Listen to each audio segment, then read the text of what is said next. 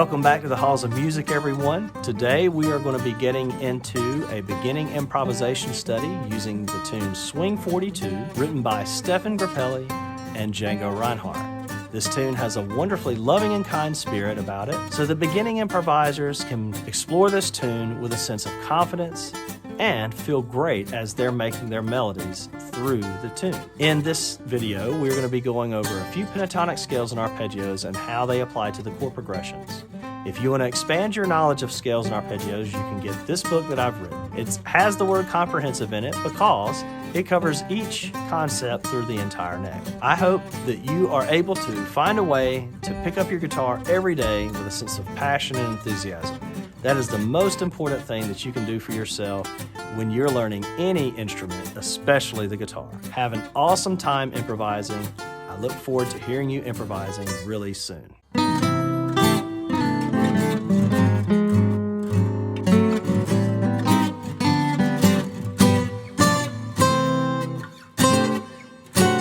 Before we get into learning the pentatonic scale and looking at how it's played out on the guitar, I want to talk just a little bit about how to use your left hand and why we're only going to be using fingers 1 and 3 through the entire set of exercises and improvising with this video and this scale today. On the one hand, using just fingers 1 and 3, it helps to simplify what you're doing on the neck so that you don't have to think as much about what fingers to use as you are thinking about what you're playing.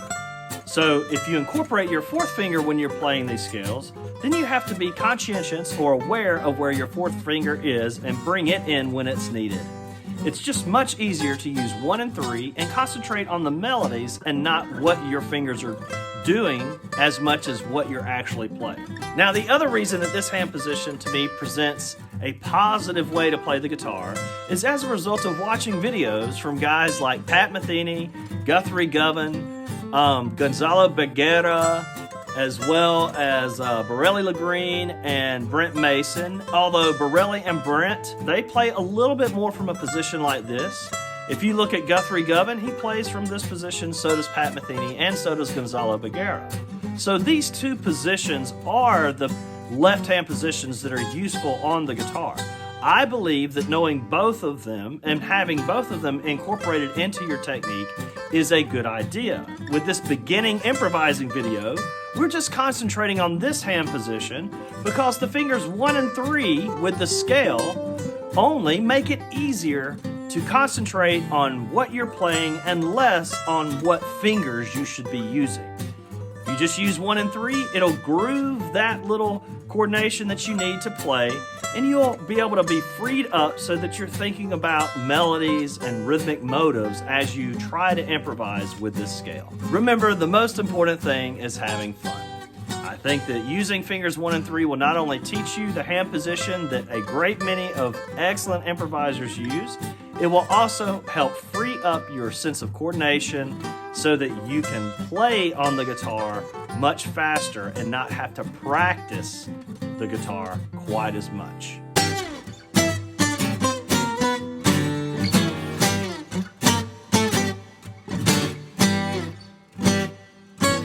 The C major pentatonic scale has the notes C, D, E, G, and A in it. This shape, or this graph right here, is used to explain scales as well as how to play chords. Today we're looking at the pentatonic scale, so we're going to use this graph to be able to explain how to play it on the guitar. This shape that you're looking at is from the 5th position.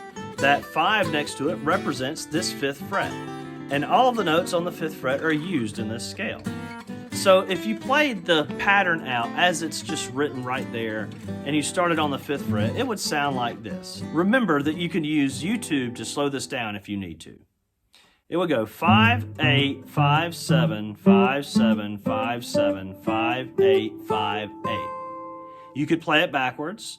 8, 5, 8, 5, 7, 5, 7, 5, 7, 5, 8, 5. Now, because the last note is an A, we can hear that, or we hear that as a resolving harmony to this note. The tune Swing 42 is actually in the resolving harmony of C major, which is this note. So when we play the scale up and down, just with the pattern, it's a good idea to end on a C. You have a C here on the 8th fret, you have a C right here on the 3rd string on the 5th fret, and you have a C right here on the 8th fret on the 1st string. So if I played this scale and came to rest on a C, it's going to sound more like the key of C major. I could even start on the A as long as I end on the C.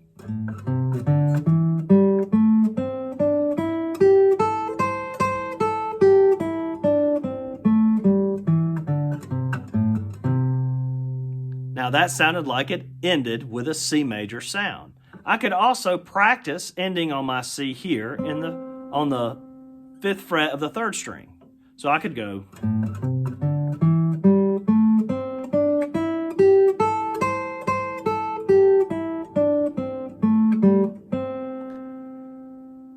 And that sounds like a nice C major. I could also maybe play it backwards and come back up to this note here.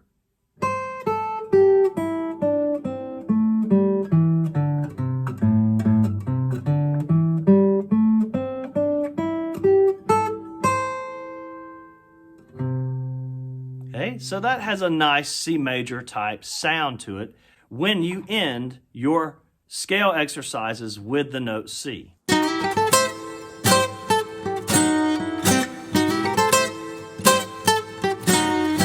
The next way that we're going to look at the C major pentatonic scale in the 5th position is we're going to look at it from the root C to C and then back again. This is what the first exercise that I'm going to be playing looks like.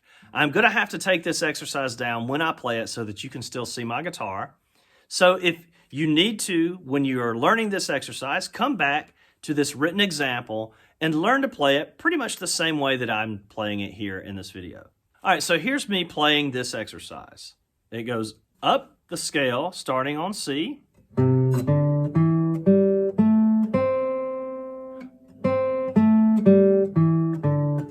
I can just repeat it over and over if I want, until it gets really comfortable.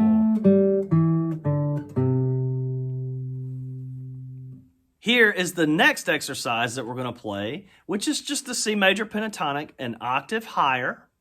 So it starts here on the 5th fret, 3rd string, and it plays up to the 8th fret on the 1st string. So I will play this exercise a couple of times for you so you know what it sounds like. Be sure to come back to this tablature form when you're learning it on your own and use that as a basis for your practice routines at home. Here's what it should sound like pretty much.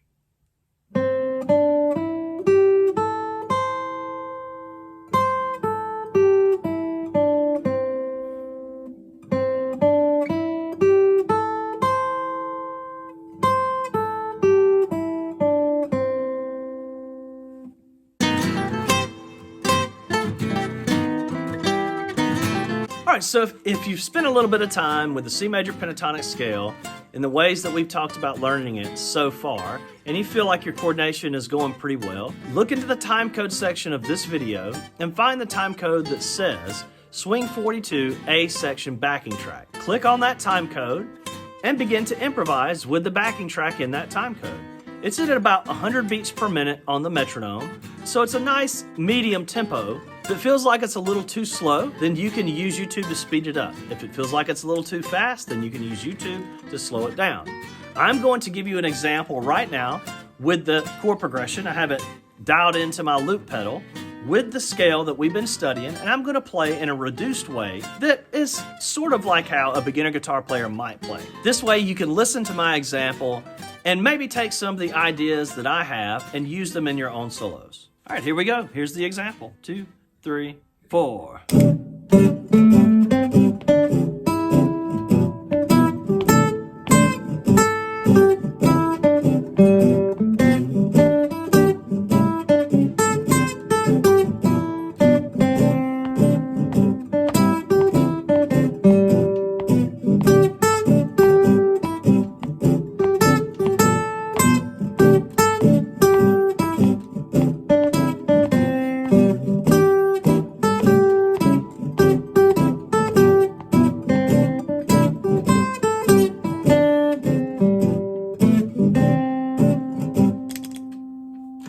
So that was a little example of just using that pentatonic scale, trying to come up with something that sounds halfway decent over that chord progression. Remember, the most important thing is having fun. So go back to that time code and have some fun trying out improvisation on the guitar.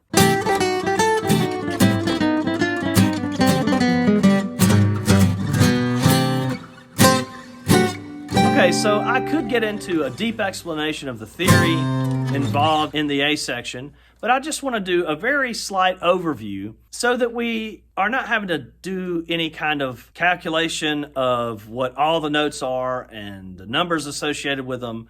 I don't want to get quite that deep, but I do want to look at the chord progressions in the relationship to how they create the dynamic arc of storytelling. So the A section has 2 chord progressions. The most consonant sounding progression is the first one. We have a C major 6 add 9 to A minor 7 to D minor 7 to G dominant 7. That progression plays twice. Then we have an E minor 7 flat 5, and that flat 5 is a B flat, which does not exist in the key of C major, so it sounds tense. Also, the A dominant 7 in this progression has a C sharp in it, which also does not exist in the key of C major, also creating tension. Then the next 2 chords are derived from the key of C major. We have D minor 7 to G dominant 7 back to C major 6 add 9, which creates our resolution back to the original chord progression. So when we get to this tense chord progression in the middle with the E minor 7 flat 5 and A dominant 7, that is the height of our dynamic arc. Then it plays the original progression again. So let me talk you through the progression so that we can hear it as I narrate what's happening in terms of the dynamic arc and the tension that the harmony creates. All right, so progression 1, 2 times. This is a stable sounding progression. Nice and happy and light. Here comes our tension, leading back to the stable progression. And that's our little dynamic arc that happens over and over. Here we are on progression 1 of the A section again. Here comes the tension, leading back to the 1. Or to the original chord progression. Now, a little word about the chord progression that is most consonant. It always ends on a G dominant 7, which naturally leads to C major. So the resolution of this particular tune sounds as if it should happen on beat 1. Okay? I'm going to give an example solo that outlines the harmonies in this particular progression a little bit more sophisticatedly than just the pentatonic scale, so that we can get an idea of how the harmony really lends itself to a dynamic arc. I'm also going to do my best to create a dynamic arc by starting mellow and building through the tension, through that chord progression, and back to the original progression again. All right, here we go. 1, 2, 3, 4.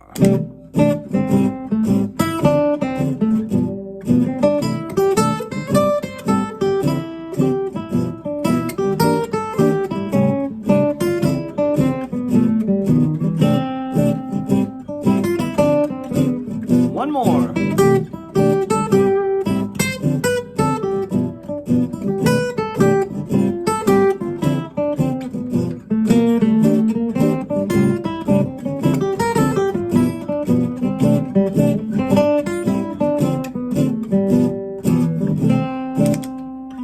Hopefully you could hear the resolution and how I changed the notes to fit the chords a bit, and also kind of increase the intensity of what I was playing over those chords so that we could really hear the harmonic values as our dynamic arc is being explored. Okay? Now, if you really want to get into this style of music and you really want to get to where you can play like the gypsy guitar players truly play, then you need to advance your skill level to the point that you can begin to learn to play some of their solos, learning what they play note for note.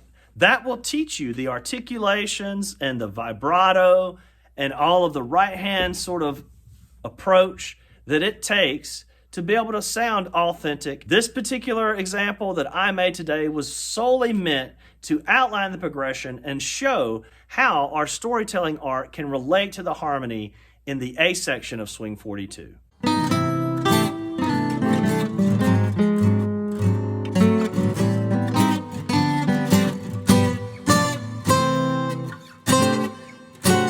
Now let's get into the C major pentatonic scale and break it down with music theory concepts that will help you to understand mostly what notes you want to end your melodies on.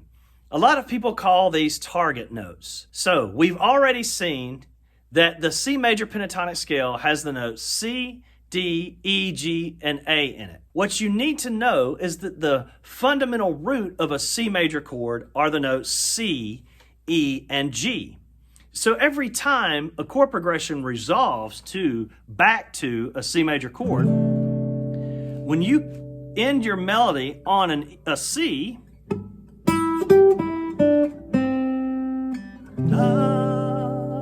it's going to sound resolved. The next most resolved note is going to be E. So if you end it on an E, it's going to sound resolved.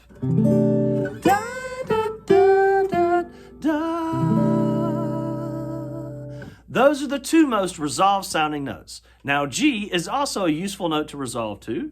Do. Da, da, ba, da, do.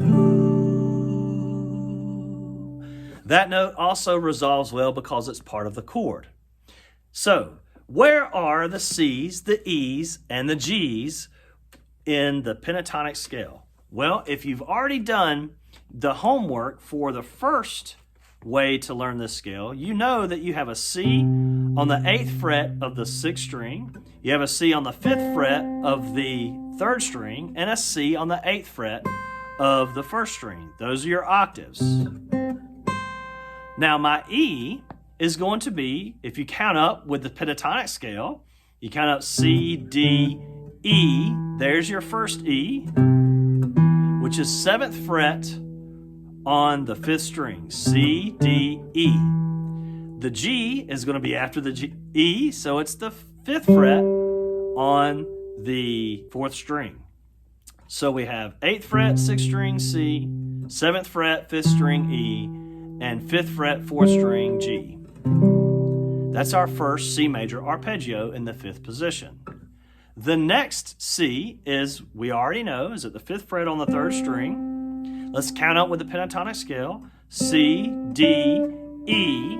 There's our next E, which is on the 5th fret of the 2nd string. So let's count out with the pentatonic scale to the G, which is the next note. So up to the 8th fret, to our G. And then our next C, if we count up, a C, we know is at the 8th fret on the 1st string. So there's our C, E, G, and C's. Okay? So if I played a little example and tried to end on a C, it should sound pretty good. Here we go.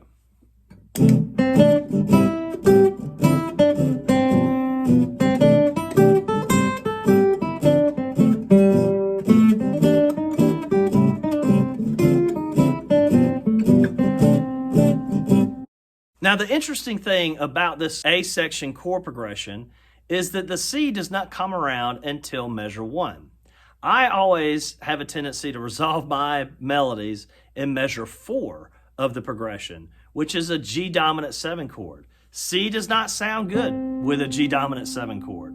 What chord will sound good with a G dominant 7 chord? It's a G. Okay, that's really the only note in this particular scale that fits that chord really well.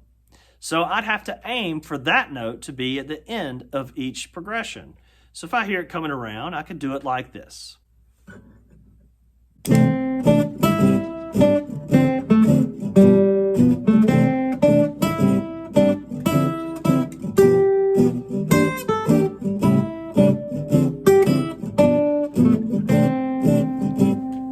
I resolve that melody to beat 1 of the next phrase. So on the C major, I played a C. So let's do this again. And I'm only going to resolve to G on the G chord, and then I will resolve my melody, this time to an E on the C major chord. Here we go.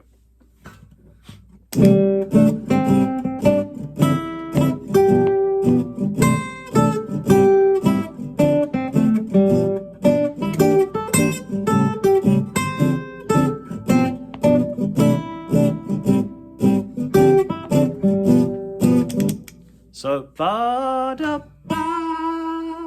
I resolved it to that E. It's a little bit less resolved than actually coming down on a C major chord, but it still is a nice resolution and works really well. This is how musicians will think when they're trying to construct their lines at home when practicing. Now, how does a musician get to the point to where they don't have to think about these things? That is a good question, and if you can come up with a great answer for it, mention it in the comments below. What I do in my personal practice routines is I spend a great deal of time outlining the arpeggios and scales related to the chords in each progression, and then I learn other people's solos, note for note, associated with that progression or for that tune, and then I spend time improvising on my own and let those two practices fuel my improvisations. I will also take time to compose my own lines and sit down and write out things that I think work well in each progression and practice those ideas with them as well. The most important thing is to have fun. So if thinking this much about what you're improvising makes it difficult or ruins it for you, please just have fun and enjoy the process of discovering things how you enjoy discovering things on the guitar. You don't have to think about this as much as I do or anybody else. You can enjoy improvisation and beginning with that art form without anything except a pattern on the guitar and knowing a few notes of where you should go and enjoying the process of making those notes sound the best you possibly can. The B section of Swing 42 is a lot shorter than the A section, and it has a lot less complexity. We do move to the key of E major, but in the version that I create for beginning improvisers and beginning guitar players who want to learn to play a little bit of jazz and swing music, I just use the same chord progression from C major. I use the same shapes for the B section. And it's just that progression the whole time, okay? So if you're outlining that progression and you know that the C major pentatonic works really well for that progression in C, then the C major pentatonic is going then the E major pentatonic is going to work really well for that progression over the B section. This is really simple. The same shape that we used for the pentatonic shape at the 5th fret, we're just going to take that shape and move it up to the 9th fret. This is what the shape looks like, and we're trying to resolve to the note E. In all the same places relatively on this shape, the E's are going to be in the same places the C's were relative to this shape at the 9th fret.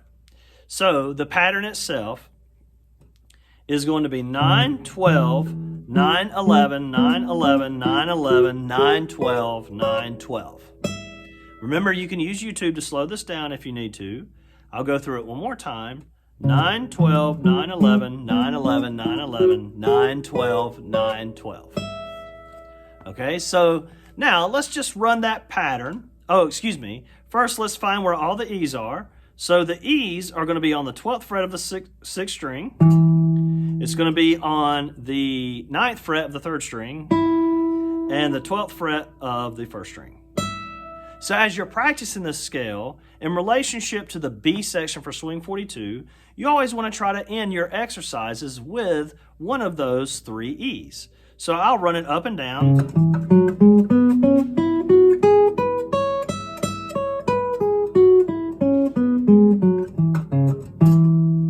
So it sounds like it's coming back to E. Now I'll end this particular run of the scale here. And you can be creative with how you practice this. You don't have to do it the same way I do every single time. But I'm going to end this exercise on that E.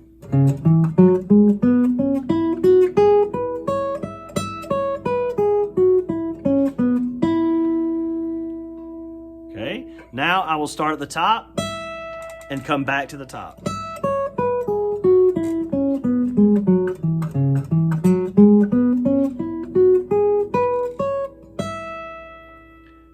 You can create many different ways to land on this E if you'd like. There are hundreds of them. Now let's take a look at how to play the E major pentatonic scale from octave to octave in the lower half. So here it is in tablature form. I'll play it for you now so that we can see what it should sound like.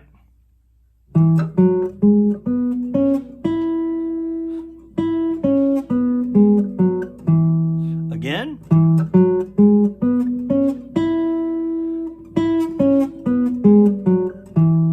Now I'm going to play the higher octave. Oh, excuse me. Now I'm going to put the higher octave up here as an exercise so that you can come back to this when you're working on it.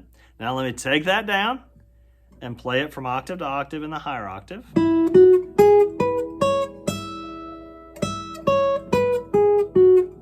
One more time.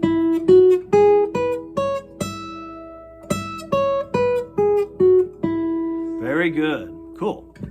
All right, so the notes of the E major pentatonic scale are E, F sharp, G, B, C sharp. So that's E, F sharp, G sharp, B, C sharp. And the arpeggio of an E major chord, or the resolving harmonies in the B section, are going to be the note E, obviously, the note G sharp, and the note B. That's your E major arpeggio. So to find those, we go, here is a C sharp on the 9th fret of the 6th string. Of course, the note after C sharp is E. We count up to our G sharp, so we got E, F sharp, G sharp. So there's our next most resolving note.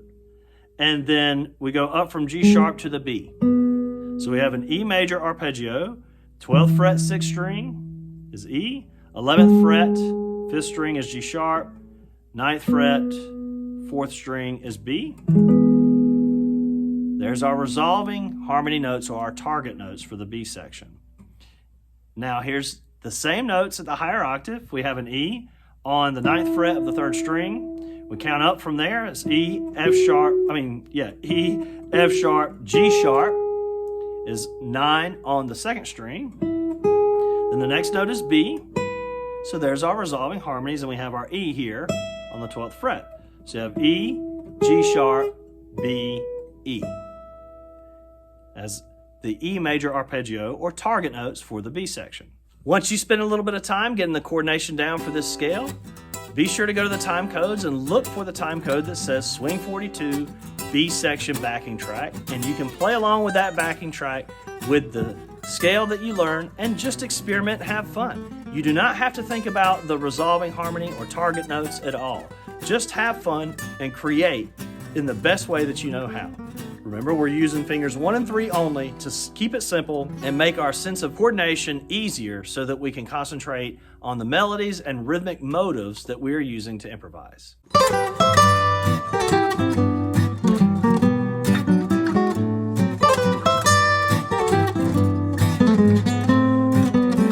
All right, so you're learning the language of improvisation. Learning this language is no different than learning from your parents the language that you originally spoke. I originally learned English from my parents. When I first started speaking English, they were trying to teach me simple words like mom and dad, yes and no, and maybe eat, who knows, things that are easy to say. I'm going to take the simple pentatonic ideas and over the B section, play an example solo using some simple words. I'm going to use the full range of the scale in this position and go through the progression a couple of times. I hope that you find this helpful. It is definitely appropriate to imitate my ideas or even take them, if you can, completely from my solo and apply them to your own. That's how the language of improvisation is learned from one improviser to the next. Here we go. 1, 2, 3, 4.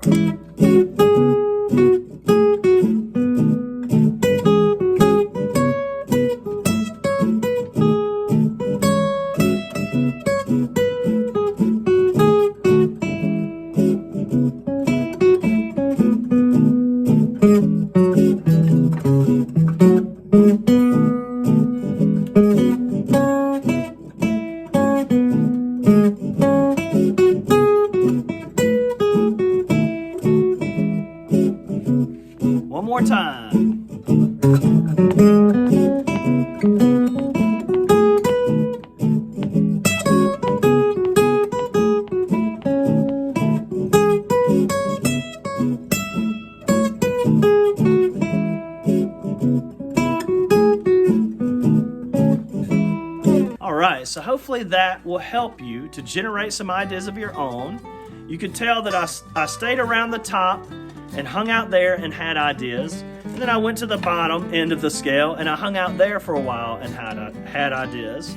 And then tried to combine them together, you know, sort of strategically using the different areas of the guitar to make it easier on myself to generate melodic ideas, not trying to skip around too much, and, you know, just having fun, you know, not trying to be too serious about what I'm playing, you know, and just enjoying what I'm doing. I hope this helps you with your solos while improvising over the backing track, Swing 42 B section in this video.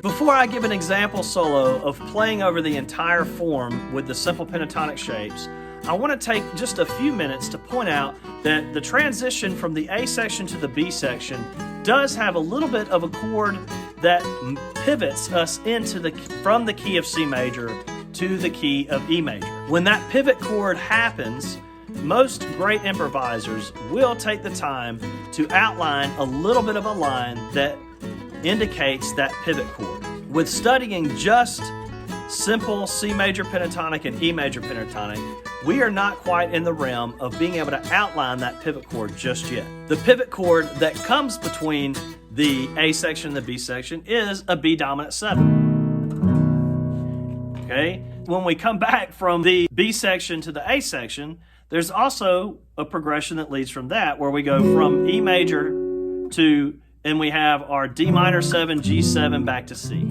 And that pivots us back to the A section. And a good improviser will outline that pivot. Again, with studying just the basic major pentatonic shapes, it's harder to outline the pivots. I will do my best to make examples that do that, but first, let me play through the chord progression and show you where those pivot chords happen. So here's the A section. Second progression leading up to our tension here.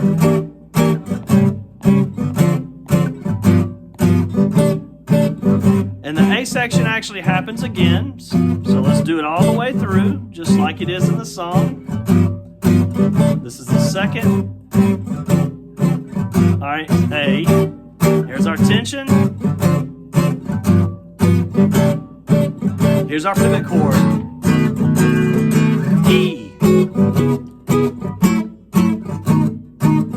That pivot chord was B dominant 7, remember? We're still in the B section. Here comes our pivot. It's an E, then D minor to G, pivoting back to C. And then a lot of times, when someone ends the tune, they'll just loop this tense progression. It's called a tag.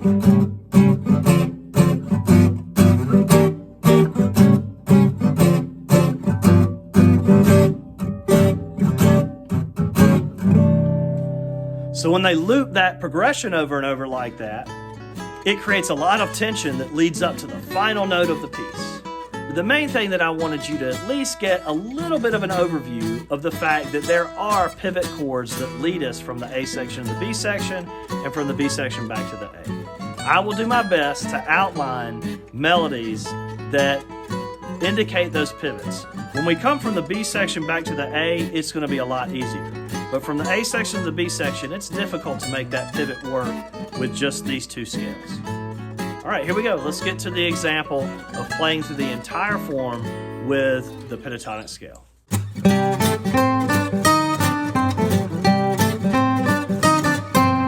Learning the language of improvisation is so much fun. I do not consider myself to be that great at it, but I do love to try to learn it and to get better at it on a daily basis. I find that process of exploration and composition with improvisation to be so much fun. I hope that you have enjoyed your efforts with this video up until now.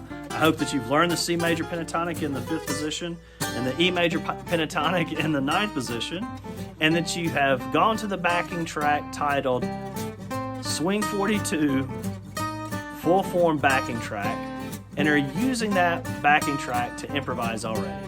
Here is an example solo using those pentatonic shapes and improvising in a way that's similar to how a newcomer might use these scales to improvise.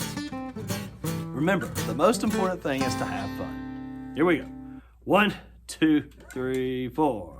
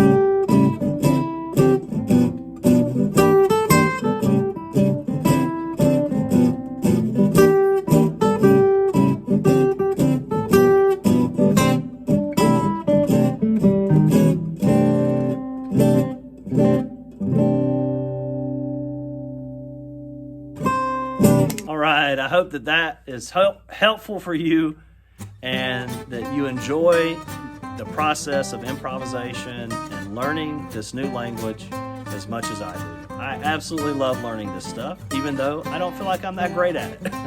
I think it's just a ton of fun, and it's something that I will be doing for the rest of my life. I've already been doing it for 30-something years, and I don't see myself stopping, you know.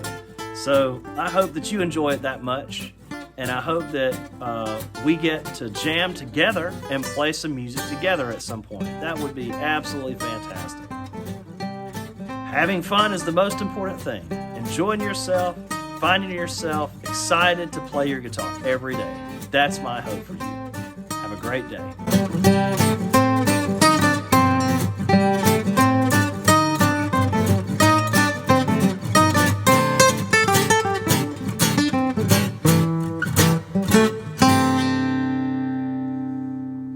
One, two, 1, 2, 3, 4.